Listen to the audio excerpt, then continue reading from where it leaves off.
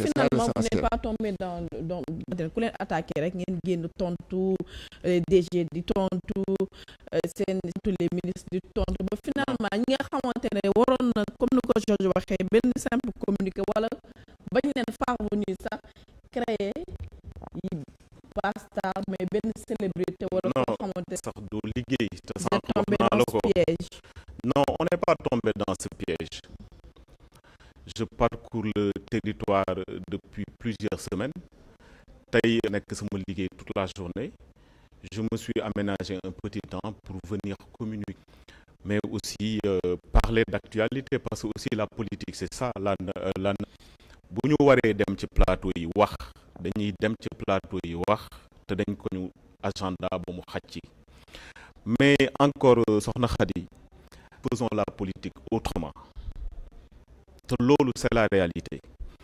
Bërki vendredi à Touba par exemple, je donne toujours, il faut toujours illustrer ces propos par des exemples. La jeunesse patriotique de Touba dafa xam ne nawet bi wut concept bu bees parce que Pastef aussi li ñu leen xamee mooy ay concept innovant yoo xamante ni en matière de citoyenneté dafay occuper le militant. Ce qu'ils ont fait mooy dañu dem créer dañ ni ñoom mbënn mi comme mi ngi ñëw nawet bi mi ngi ñëw te taw bi dafa le changement climatique et tout ce qui va avec dañuy autour de l'assainissement def na fa ay efforts yu mag wut créer ay bassins de rétention Kër Ñang ak yeneen quartiers yoo xam ne def nañ fa ay bassins de rétention yu mag ñu fexe ba jeunes yi organisé wu avec la direction du cadre de vie et de l'hygiène publique sous l'appui du directeur Kososen, Sëñ Cheikh Thioro Mbacké et de tous les responsables de Pastef Touba ñu accompagner jeunes yi volontaires et volontaristes d'ailleurs ñu dem sur le terrain désencombrer caniveaux yi pour bu ndox mi ñëwee am fu mu jaar. Il y a de cela 2 jours précipitation dans la ville de Touba mais jeunes yi taxawaay bi ñu am au niveau du parti et au niveau fexe nañ ba ndox mi bi mu ñëwee une demi-heure après ndox mi yëpp dafa évacuer dem lañu ci la ñu yar dans l'école du parti de Pastef parce que Pastef dafa am école du parti aussi et suñu bopp Pastef c'est pas que ces jeunes-là qui sont sur les réseaux sociaux et qui font leur part du travail et qui font comme ils peuvent avec les moyens du bord et qui leur patrient avec li ñu am ak li ñu mën mais au niveau du parti très structuré maanaam nekkul parti boo xam ne rek kum neex nga dem télé wax lu la neex loo dégg ni di nga dem am ci baat am ci looy tontu mais au niveau de les militants s'occupent soit ils sont dans les vacances patriotiques ce vendredi je vais inviter par la JPS qui fait ses 72 heures et qui va parler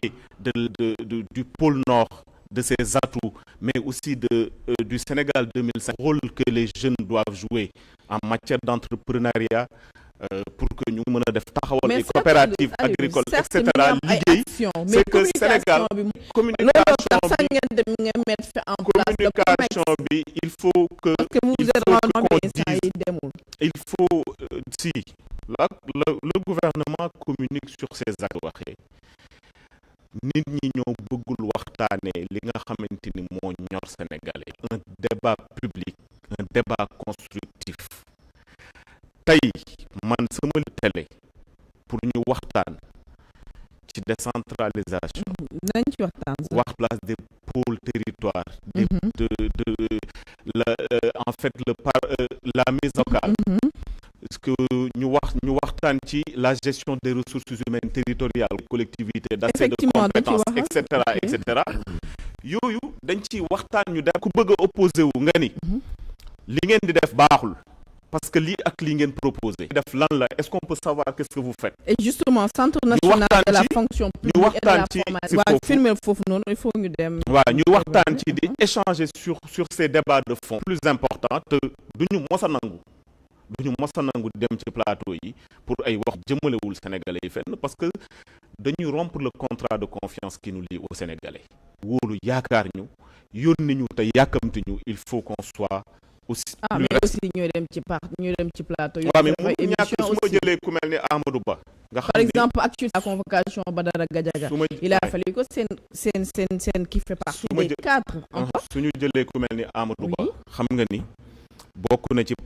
parti Pastef ci ñu leen naw gën leen fonk ngir seen courage mais parce que Amadou Ba ñëpp xam nañ ni c'est un éminent juriste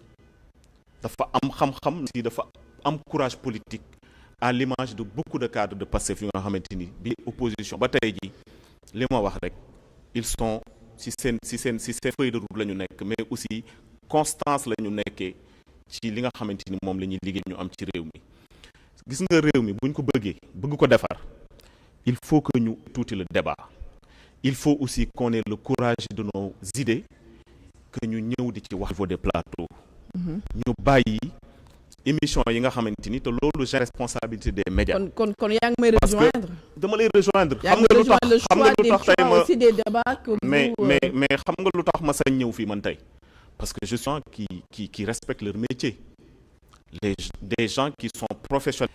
et le débat ne pourra tourner qu'autour des idées mais autour d'une matière avec objectivité ñu waxtaan ci respect mais plateau yoo xamante ni da ñuy nit ñi di saagawante di xastante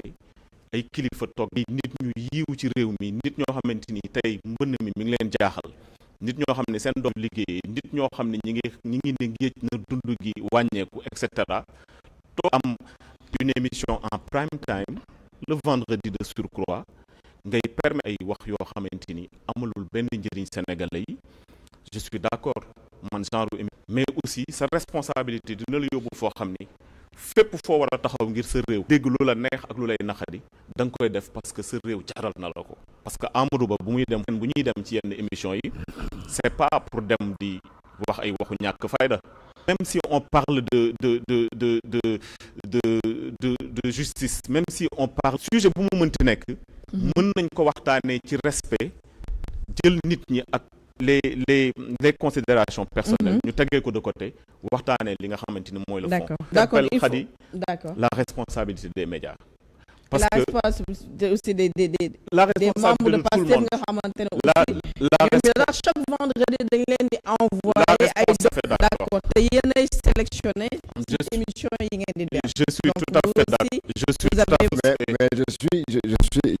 je rejoins Alioune je l'ai dit tout à l'heure xanaa leen ko les premiers responsables de ce